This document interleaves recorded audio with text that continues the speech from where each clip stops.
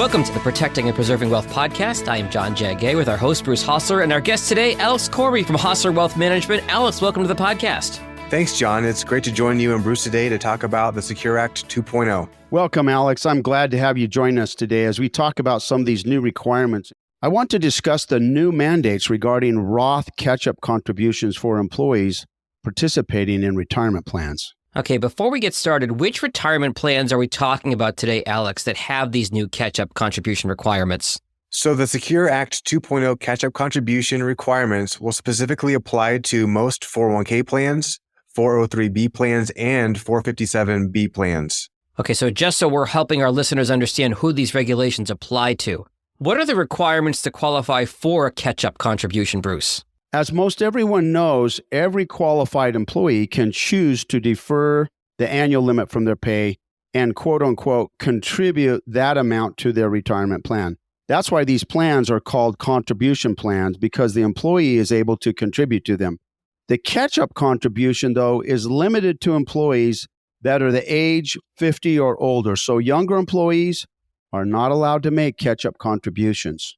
And in 2023, the annual deferral limit for all employees is $22,500 per tax year. So employees of all ages can make a contribution in that amount.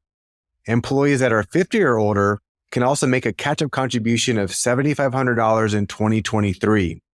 That will allow those employees to make total contributions of $30,000 per tax year. These sound like the regular contribution rules for 401k plans. What is new with Secure 2.0, Bruce? Well, beginning in 2024, employees that are highly compensated, and for the purposes of this new rule, it specifically means employees earning more than $145,000 in 2023 as wages. They will have to make their catch-up contributions in a new Roth 401k, and it will not be able to defer those catch-up contributions into the traditional tax-deferred side of the 401k plan. Now, at first, that might sound like not a big deal, but consider what Congress is trying to do. If you defer $7,500 into a Roth 401k, you will have to recognize the income and pay the tax on that contribution amount instead of receiving a tax deduction. Think about it. That is a taxable swing of around $15,000. Let's say that you're in the 20% federal marginal tax bracket. And if you add 3% for the state's taxes, that could increase your tax bill by about $3,450 that year. That is crazy to think about. You're talking $7,500 on each side to make up that swing of $15,000 that you're going to have to pay the taxes up front as opposed to deferring them to later. Right. When you explain it that way, Bruce, it does make it sound like a tax increase, doesn't it? It is certainly a tax increase in the near term to help Congress bring in more tax dollars for their coffers. In today's environment, we actually feel this is a great opportunity for our clients because it's going to allow them to save more money in their tax-free Roth 401k plans. And we just want to bring it to their attention that these rules are mandatory. So if you're participating in a retirement plan and you're old enough to make catch-up contributions, you could be in for a nasty surprise when you go to prepare your taxes for 2024. And if you're not paying attention, you might think the catch-up amount will keep your taxable income lower like it always has. But that's not the case starting in 2024. All right, so Alex, you're saying it's going to feel the same to the employee because the money's taken out of their paycheck like it has been before. But now it's not going to qualify for a tax-deferred contribution. Instead, it's going to be taxable income as a Roth 401k contribution.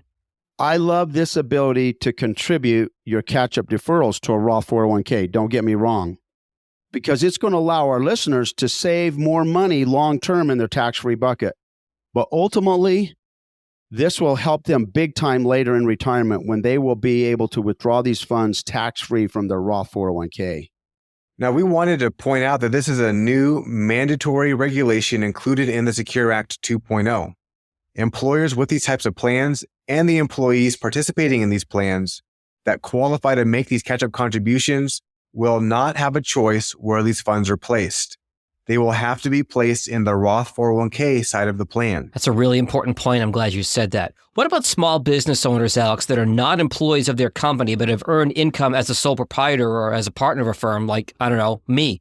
So right now, the language is very specific that this regulation will apply to wages. So business owners that are employees of their companies that are registered as a sub-S corporation and C corporations appear to be affected, and non-employee business owners may not be affected by this law at all. Are the retirement plan providers going to be required to provide the 401k option if they don't currently have that as an available option, Alex?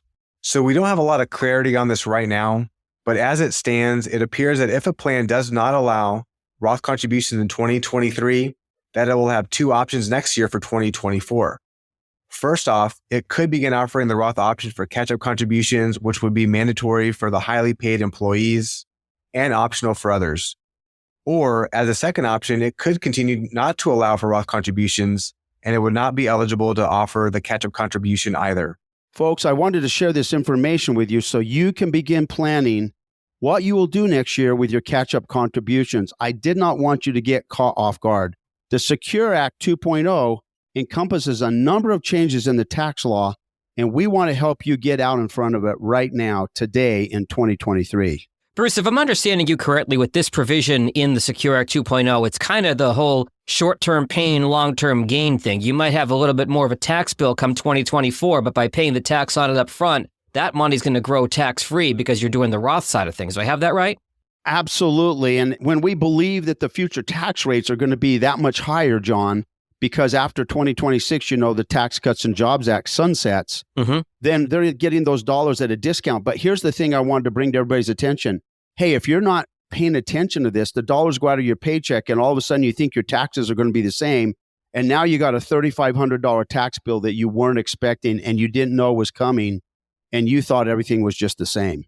Bruce, if any of our listeners have questions or want to get in touch with you or Alex or the team at Hosler Wealth Management, what's the best way to find you? John, they can reach us, of course, at the website at hostlerwm.com or in Scottsdale at 480-994-7342 or in Prescott, 928-778-7666. Alex, Bruce, really important info. As always, appreciate your time. We'll talk to you again in a couple weeks. Thanks, John. Thank you, John.